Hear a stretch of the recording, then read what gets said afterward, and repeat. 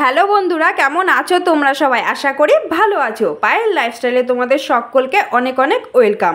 তো আজকে কিন্তু 2 মিনিটের একটা ছোট্ট ব্লগ নিয়ে চলে এসেছি, তাই বন্ধুরা স্কিপ না করে ফুল ওয়াচ করবে। আজকে বড়বাবু গিয়েছিল জলপাইগুড়ি, তো ওখান থেকে আসার সময় ডমিনোজ থেকে পিৎজা আর চিকেন লেগ পিসের পকোড়া এনেছে। তো ভাবলাম চলো তোমাদের সাথে শেয়ার করি। তবে এই সমস্ত খাবার কিন্তু আমি পছন্দ করি না খুব একটা, আর পিৎজা একদমই আমি পছন্দ করি না। তবে এনেছে, একটু টেস্ট করে দেখবো এটাই। দুটো খাবারই কিন্তু আমার বড়বাবু আর আমার বোন দুজনেরই খুব ফেভারিট।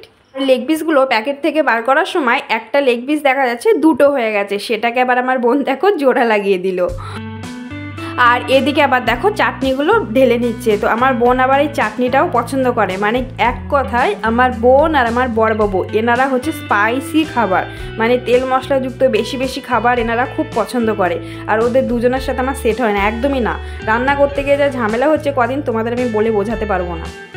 তো এদিকে আবার পিৎজার প্যাকেটটা কাটার দায়িত্ব আমার পড়েছে, তো আমিও সেই মতো প্যাকেটটা খুলে নিলাম। তো পিৎজার উপরে এখন ওই যে গুঁড়ো মশলাগুলো আছে সেগুলো সব ছড়িয়ে দিচ্ছে।